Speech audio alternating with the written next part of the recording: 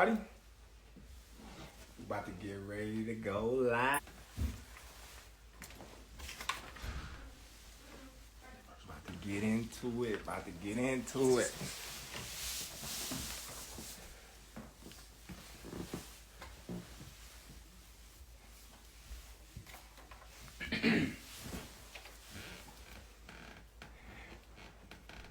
Yeah.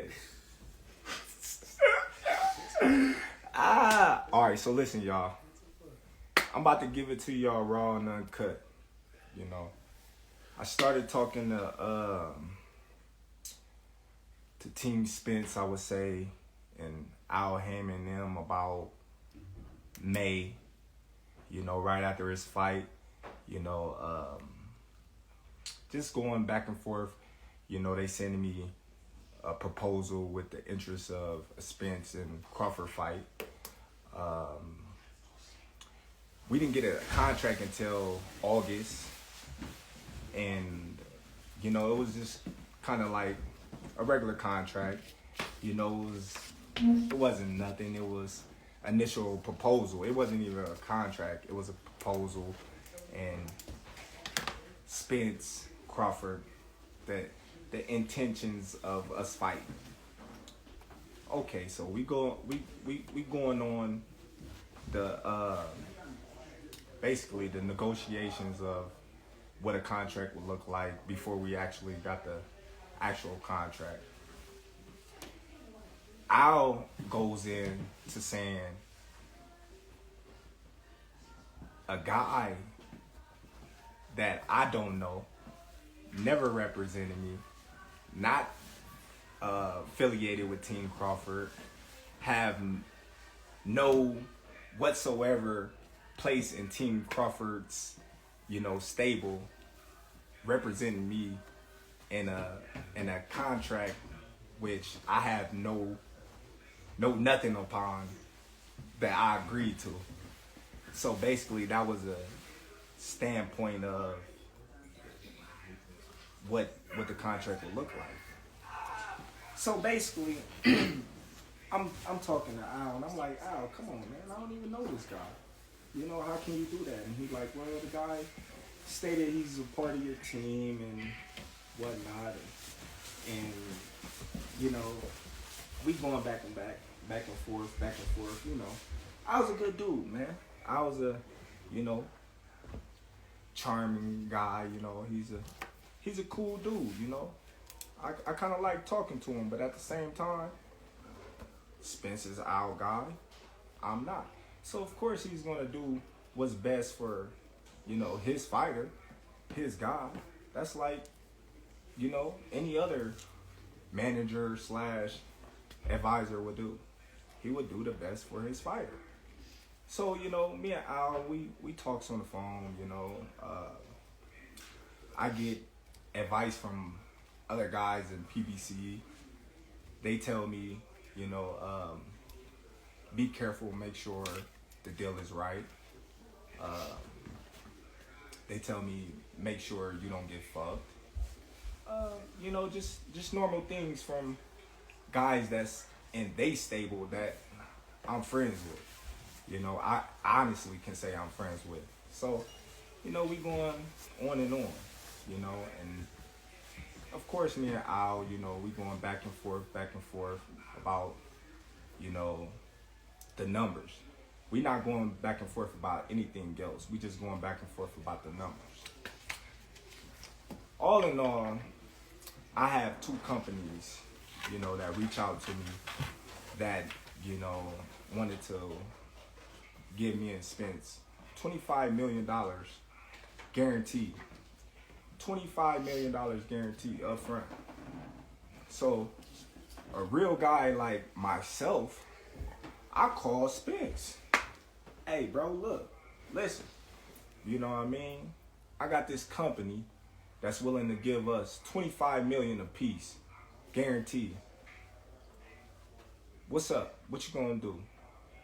He like, $25 million, what about the back end? I'm like, dude, listen, if they make their money back, then we get 80-20. It's simple math.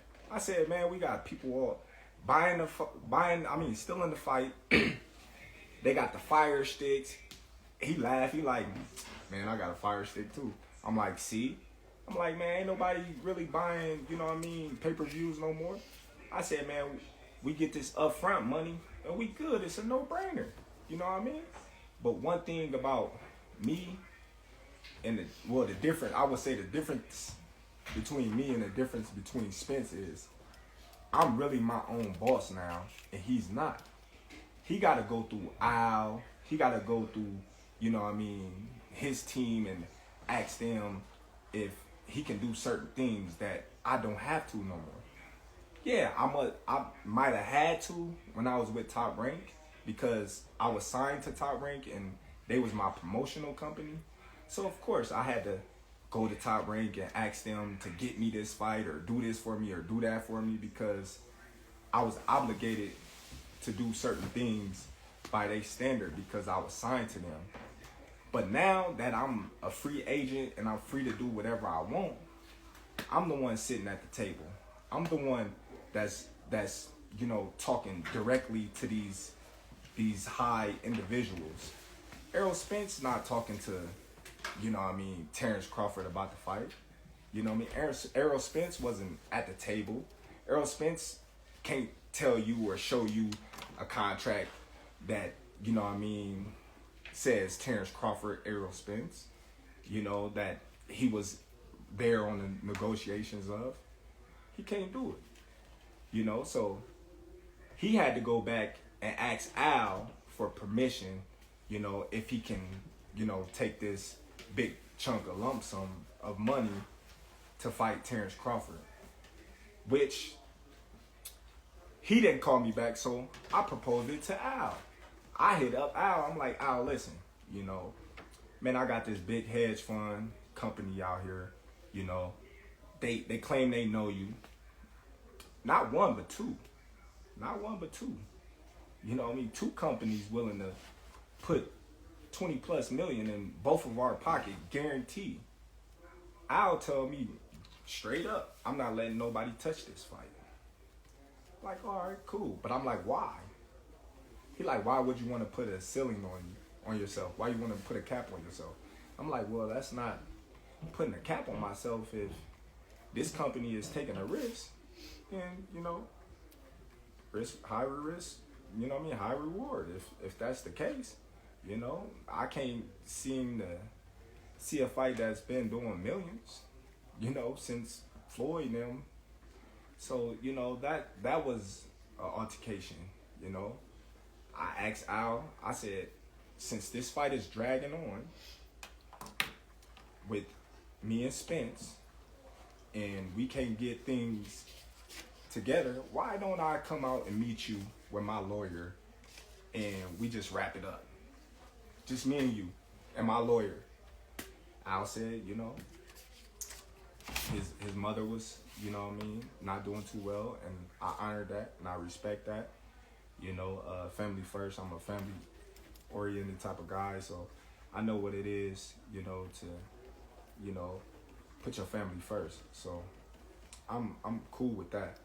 But then again, you know, as negotiations still drag on, and I had stated that I wanted to fight in this year, I asked Al again because we seemed like we wasn't getting nowhere. So I asked Al. I said, Al, listen, why don't you get Spence and you, since you his representative, and I'll get myself and my lawyer, and we just make this fight, you know what I mean, anything we gotta do, we can do it right there and sign, seal, deliver. And Al told me straight up, that ain't never happened in the history of ever, where two fighters sit down at the table and they come to an agreement and they get a fight made like that. Not even Floyd Mayweather and Manny Pacquiao. So I'm like, okay, well, it's the first time for everything. I never heard of a fighter ever taking zero guarantee in a fight. I never heard of a fighter of a 4-rounder taking 0% of a guarantee.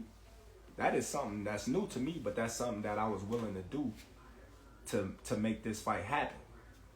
You know, a lot of people, you know, they say, oh, well, Terence, you ducked, or Terence, you did this and you didn't want to fight Spence. I'm the only one that was taking all the risks. You know, I told him, all right, cool. I take no guarantee. I take, you know what I mean, the less end of the money. You know, whatever it is you want, I take it, because that's how much confidence I got that I'm going to beat that man. That's how much confidence I got I'm going to beat that man. So, you know, even though I know I was getting fucked in the long run, I just, you know, wanted a little transparency. I said, okay, if I'm gonna bet on myself and I'm gonna go against all the odds, then I wanna, you know what I mean, a little transparency. Of course, you know, I wanna be able to write off on, you know, things that's gonna affect my check.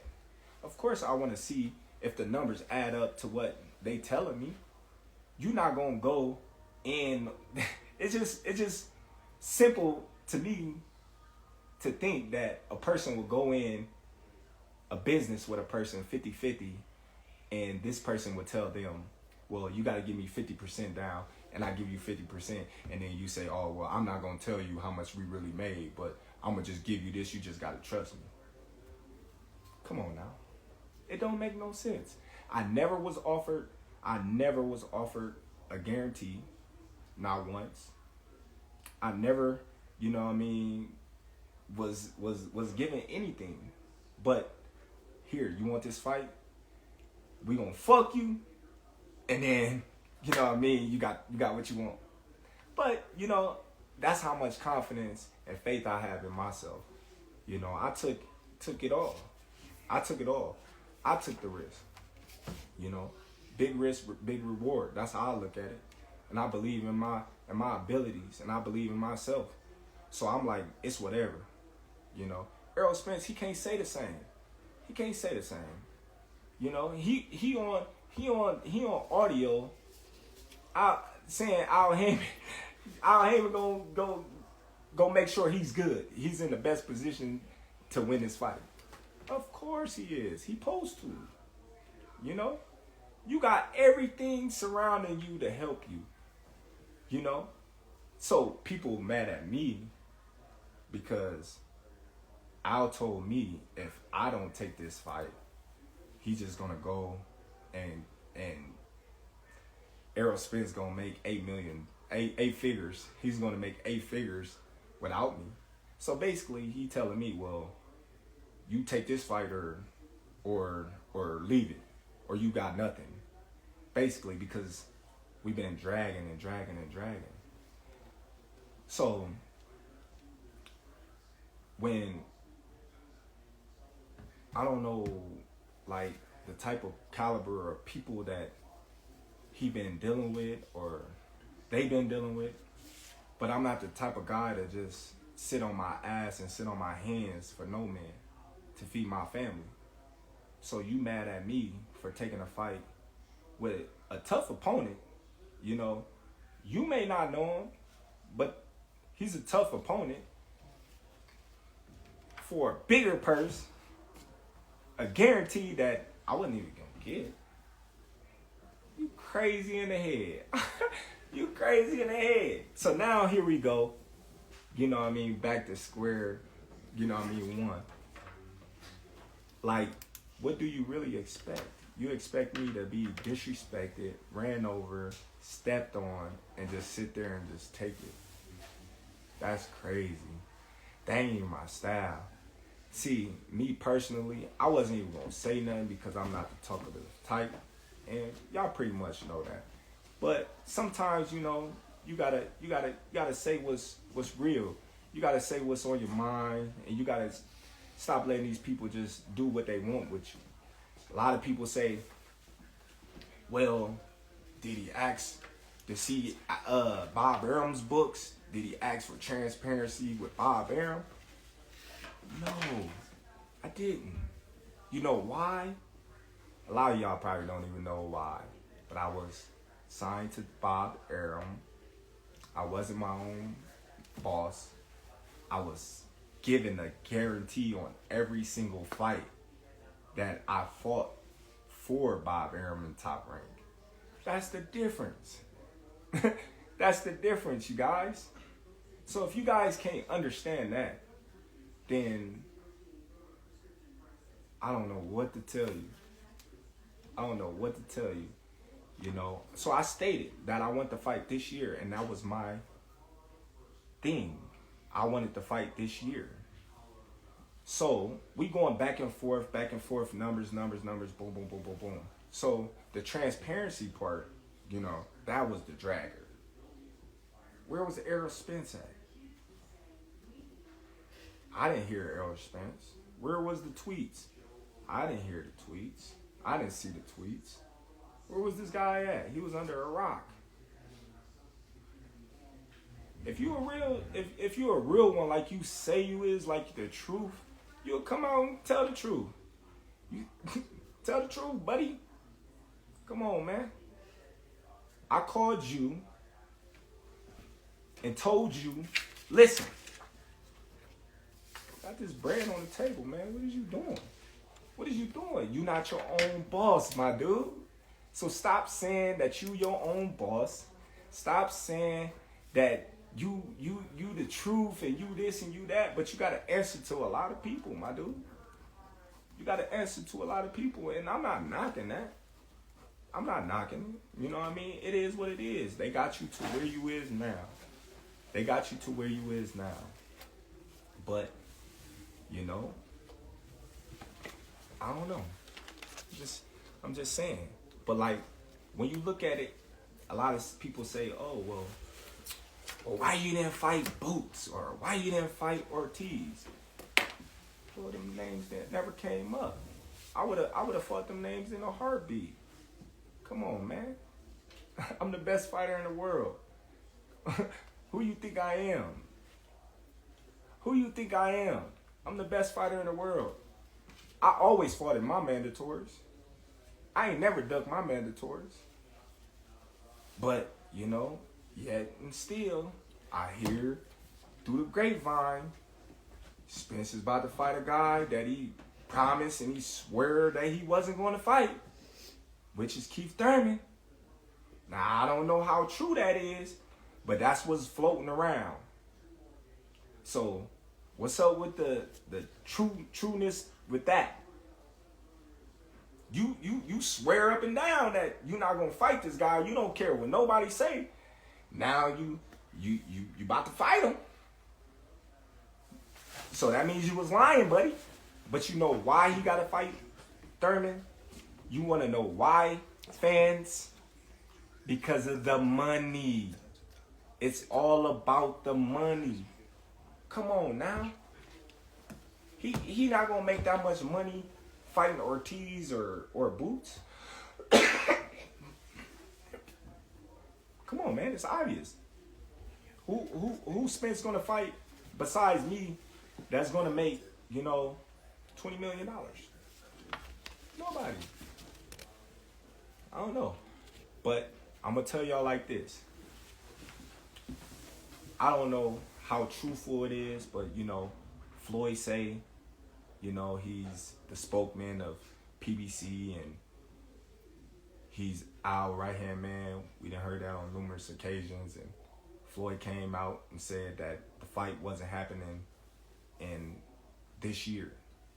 So, y'all mad at me for going to get a bag? When did that ever happen? Y'all mad at me for going to get a bag? Come on, man. We're going to turn up with BLK Prime. You know what I mean? We're going to do our thing, man. We stepping up to the plate, man. They turning boxing around, man. All the biggest fights, you know what I mean, going through them. You know, they the new wave, you know? Hey, giving these fighters, you know what I mean, they just do. You want to fight this guy, they going to make it happen. It's simple, you know? But, hey, my intentions is still the same. After this fight, Spence, you know what I mean, successful. I'm successful. He said he gonna spin the block. Then let him spin the block so I can drop him off where he stand. And that's just how I'm gonna keep it. It's just that simple. He spin the block.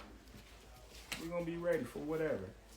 And y'all fans, y'all can, you know what I mean, chop it up and edit it and put it however y'all want and try to change the narrative or my words. But December 10th, you know what I mean, tune in to BLK Pride. Black Pride, baby. We in the building. Tune in, y'all. If y'all don't, you know what I mean, y'all some haters. If y'all do, you know what I mean, it is what it is, man. Support the kid. They always say,